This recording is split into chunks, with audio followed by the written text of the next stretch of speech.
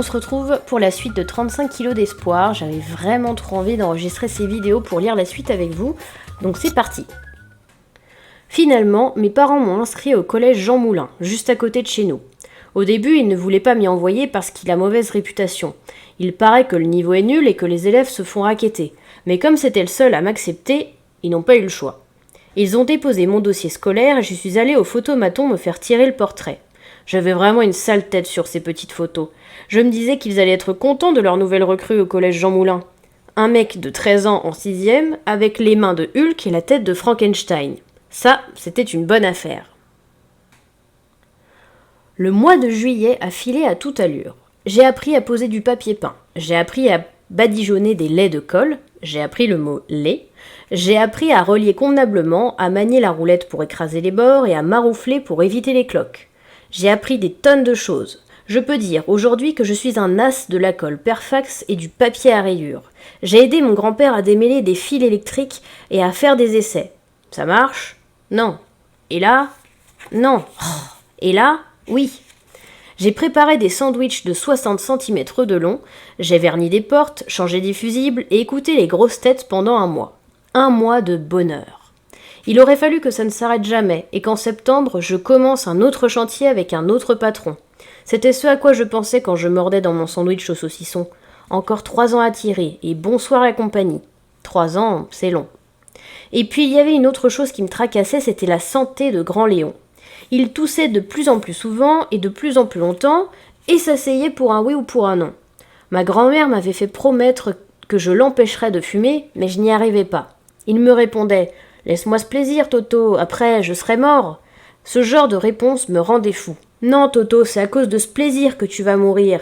Il rigolait. « Depuis quand tu te permets de m'appeler Toto ?»« Toto ?» Quand il me souriait comme ça, je me souvenais qu'il était la personne que j'aimais le plus au monde et qu'il n'avait pas le droit de mourir. Jamais. Le dernier jour, M. Martineau nous a invités, mon grand-père et moi, dans un très bon restaurant et ils ont fumé 2 super gros cigares après le café. Je n'osais pas penser au chagrin de ma lolotte si elle avait vu ça.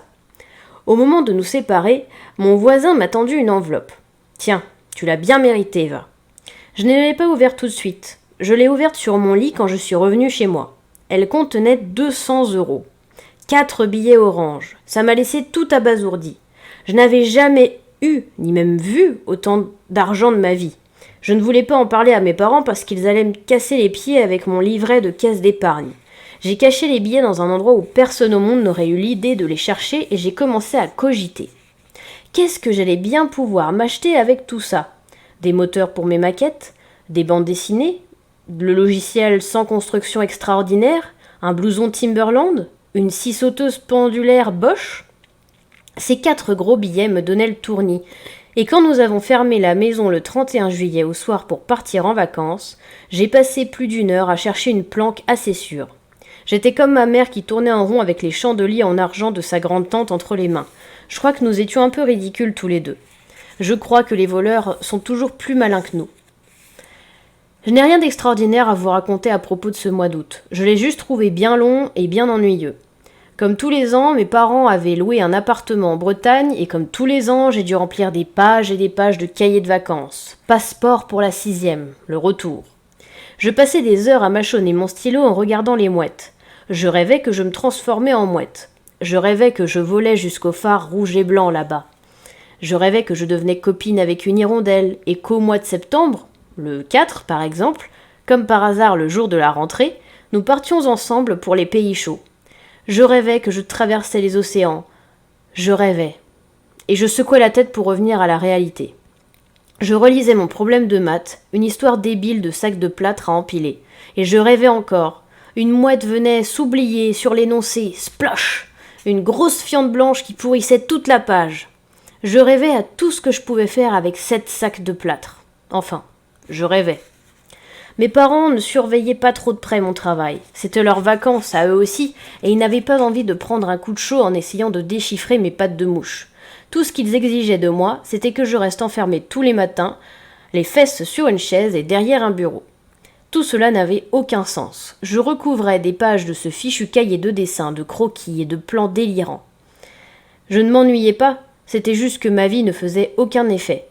Je me disais être là ou ailleurs, quelle importance. Je me disais aussi être ou n'être pas, quelle importance. Comme vous pouvez le constater, je suis une quiche en maths, mais je me défends pas mal en philosophie.